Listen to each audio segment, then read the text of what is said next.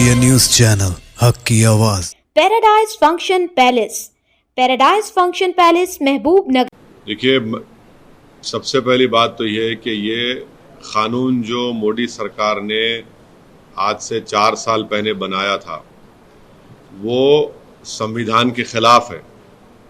आप रिलीजन की बुनियाद पर कानून नहीं बना सकते, इसमें कई सुप्रीम कोर्ट के जजमेंट्स है और राइट टू इक्वालिटी के खिलाफ है।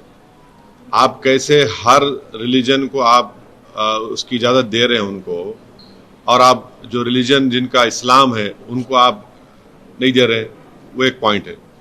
दूसरा ये है कि मैंने उस वक्त पार्लियामेंट में कहा था कि इसी तरह का एक कानून वाइट साउथ अफ्रीका ने बनाया था, तो महात्मा गांधी ने उस कानून को फाड़ दिया था। मैंने भी पार्लियामेंट में इस CAA के उस बिल को फाड़ा था। तीसरी बात यह है कि अब 4 साल के बाद ये सरकार रूल्स बना रही है।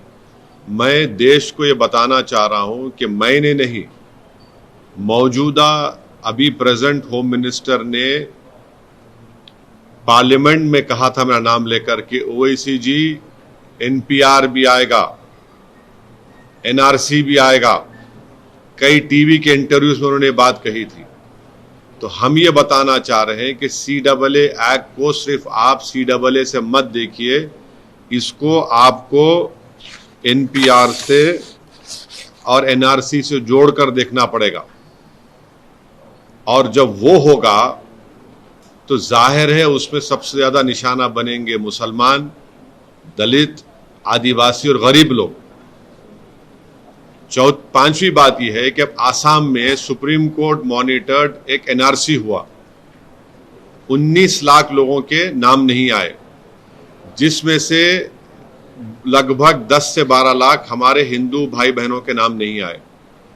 उनको अब हेमंत बिस्वा शर्मा ये बोल रहे हैं कि CAA कानून जब इंप्लीमेंट होगा तो उन सबको सिटीजनशिप मिल जाएगी, क्योंकि उनका रिलीजन उसमें इंक्लूड हो गया। अब उसमें 1 लाख से 1.5 लाख या 2 लाख करीब जो मुसलमान नाम है, उनको इसका फायदा नहीं मिलेगा। ये बताइए, ये नाइंसाफी नहीं है तो क्या है? हेमंत बिस्वा शर्मा ने कहा, बीजेपी के नेताओं ने कहा कि 19 लाख में जो 10 से 12 लाख जो हिंदू भाई बहन के नाम नहीं आए, उनको मिल जाएगा, पूरा सिटीजनशिप मिल जाएगी उनको। अब आप बताइए, नाइंसाफी नहीं है तो क्या है? छठी बात यह है कि भारत में सिर्फ 5% लोगों के पास पासपोर्ट है। ओनली 5% लोगों के पास पासपोर्ट है, रिमेनिंग लोगों ने पासपोर्ट नहीं है। और फिर आधार कार्ड आप देख लिए, प्रूफ ऑफ सिटीजनशिप नहीं है, उसमें खुद लिखा हुआ आधार कार्ड में। भारत में बर्थ रजिस्ट्रेशन 1959 तक मैंडेटरी नहीं था। 1996 में सिर्फ 50% इंडियंस के पास बर्थ सर्टिफिकेट्स था। तो जब NRC होगा, NPR होगा, तो उसमें बायोमेट्रिक एक्सरसाइज होंगी उसमें, और लोकल रजिस्ट्रार में लिस्ट लगाई जाएगी प्रमोद साहब की, असद साहब की। अब प्रसाद साहब जाके बोल सकेंगे ना, असद साहब के डाउटफुल है, मैं डाउटफुल बन जाऊंगा। अब मुझे प्रूफ करना पड़ेगा। अब मैं मेरे दादा का बर्थ सर्टिफिकेट लेकर आऊं, क्योंकि मेरा रिलीजन इस्लाम है, अब मैं फिरते रहूं तो फायदा किसका होगा? रद्दी वाले का ही फायदा होगा ना। तो ये इसीलिए ये एक्सरसाइज ये जो लॉ है, ये रिलीजन की बुनियाद पर बनाया गया, ये डिस्क्रिमिनेटरी है, अनकॉन्स्टिट्यूशनल है। और ये बोलना कि जो हमारे हिंदू और सिख भाई या क्रिश्चियन भाई जो पाकिस्तान में, अफगानिस्तान में, बांग्लादेश में रह रहे हैं, उनको सिटीजनशिप नहीं दे सकते, झूठ है ये। हमेशा सरकार के पास इख्तियार था, एग्जीक्यूटिव ऑर्डर से आप दे सकते थे। और आखिरी बात, नरेंद्र मोदी और बीजेपी को ये क्यों भूल गए कि कितने लाखों लोग कश्मीरी पंडित मुल्क से बाहर हैं, जो मुल्क से कश्मीर से बाहर है, उनको आप क्या कर रहे हैं? उनको आप क्या कर रहे हैं? भूल गए आप कश्मीरी पंडितों को? कम से कम 5 लाख कश्मीर के बाहर हैं, लेकर जाइए ना कश्मीर में उनको। इंग्लैंड में इंडियन जो वहां के इंडियंस यहां पर वहां चले गए जो इलीगल, उनको वापस लेकर आइए। ग्रेट ब्रिटेन बोल रहा है कि लेकर आइए वापस, सरकार बोलती हम नहीं लेकर आएंगे। तो ये गलत है, डिस्क्रिमिनेटरी है, अनकॉन्स्टिट्यूशनल है। सरकार के पास पहले से पावर्स थे और है और रहेंगे कि वो जो